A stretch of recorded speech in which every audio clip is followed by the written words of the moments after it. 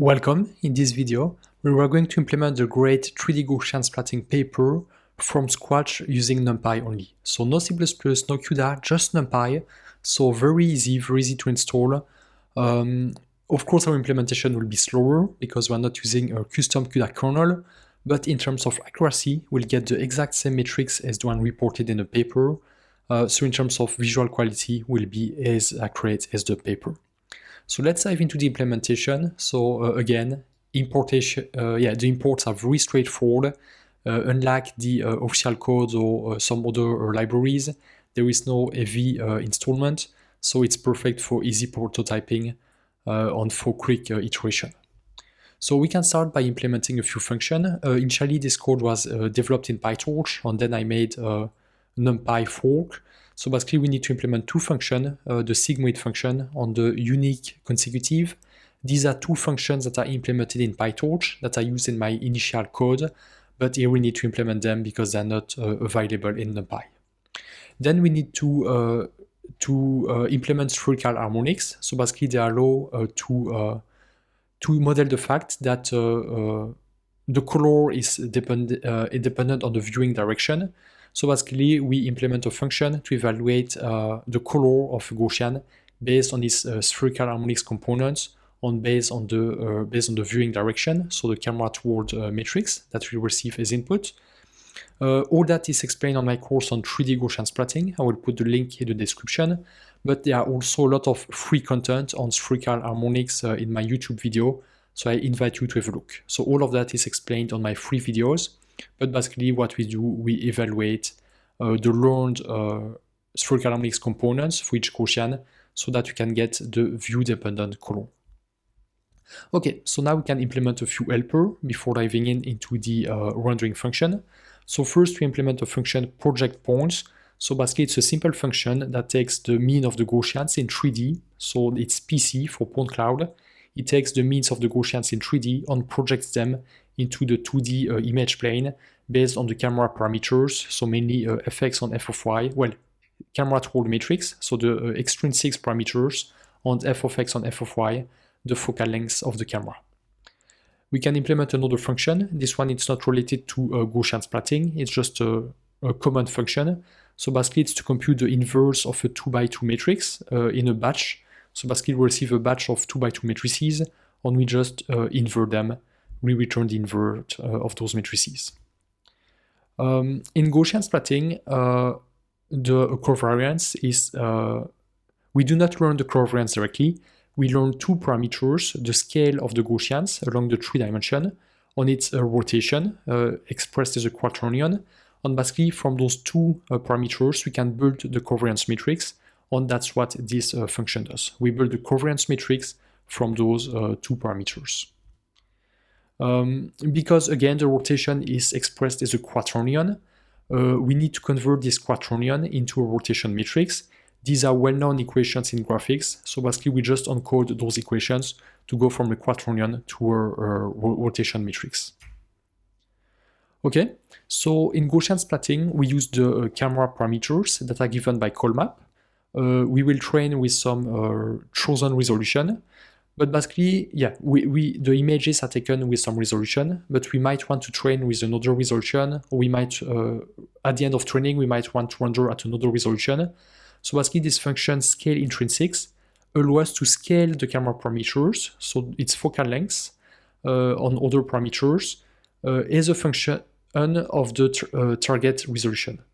So basically, based on the source resolution, based on the target resolution, we can adapt the intrinsic parameters, and that's what this function does.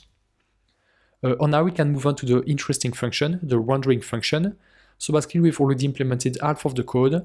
We'll implement this function, this render function, in 100 lines of code, and basically you'll see that Gaussian splatting, it's not so complex. When you open the black box, when you have a look at the code, it's very easy. Of course, if you look at official code, it's a bit more complex because of the CUDA dependencies, but otherwise it's not so complex.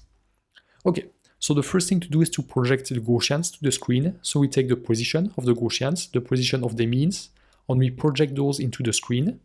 Then we can just implement some safety guards Basically, we only keep Gaussians that are on the screen. We remove Gaussians that are out of bounds, that are out of the image plane. Then we can project the covariance. So basically, we've projected the means of the Gaussians, but we also need to project the covariance.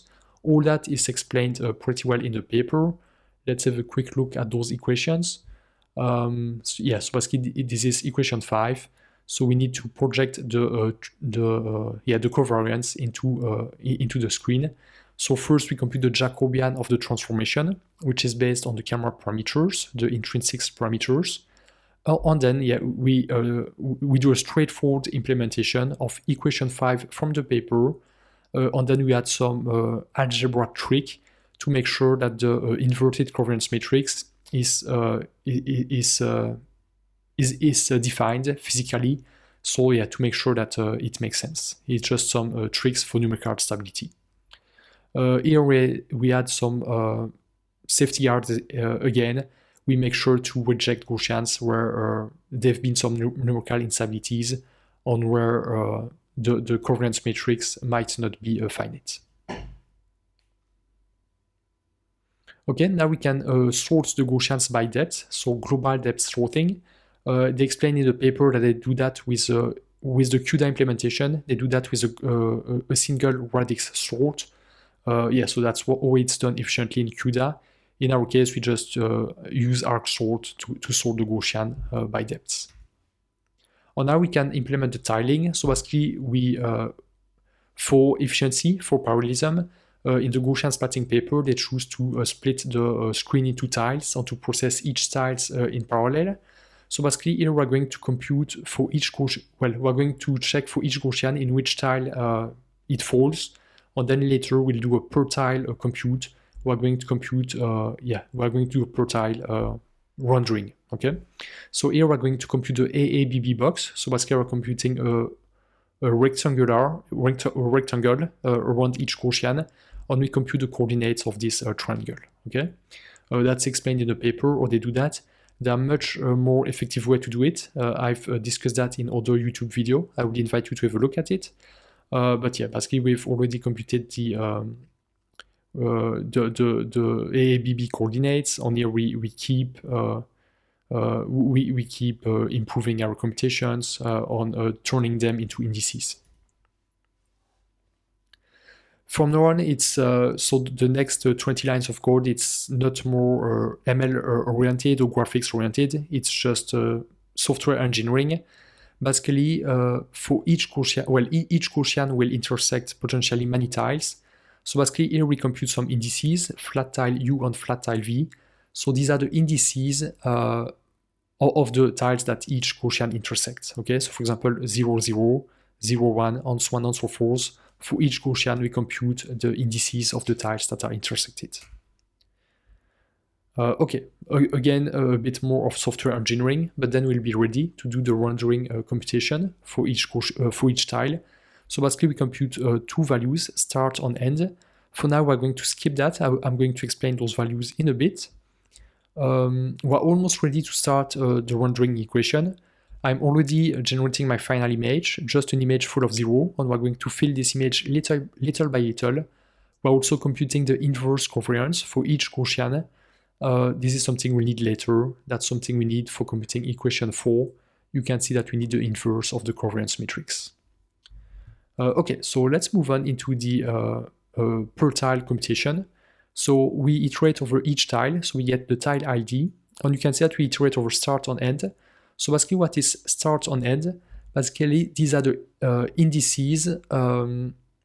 These are, for example, so I have my vector Gaussian IDs, and basically they tell me S0 and S1. So start and end, the pointers, the limit of the Gaussians that are in that tile. Okay, so they allow me to fetch the Gaussians that are in this tile. Then I'm computing the pixel coordinates in this tile. We're going to compute the value, the color for those pixels, and then fill a final image at those coordinates. Okay, so now that we know the IDs of the Gaussians in that tile, we're retrieving the attributes, so the color of the Gaussians, the opacity, the inverse covariance, and now we can we can implement the rendering equation using the volumetric rendering, equation. If you've seen all my videos on NeRF, you are very aware of that. So basically from now on, it's very close to NeRF. Here I'm computing JER, so basically I'm evaluating the Gaussian PDF to get, basically I'm computing equation 4 so that I can compute the opacity for the given pixel, so the Gaussian contribution in terms of opacity to the given pixel. So that's what I'm doing, and then I can combine that with alpha, so the Gaussian opacity parameter.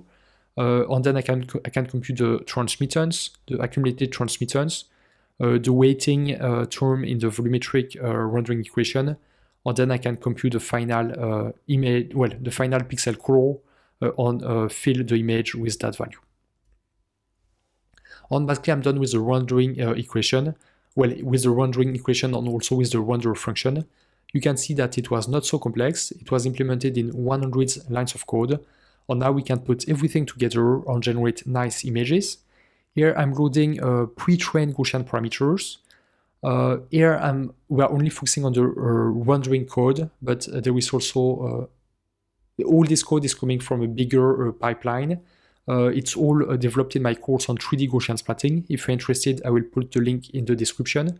But basically those Gaussians are coming from this code base, so I've trained them from scratch.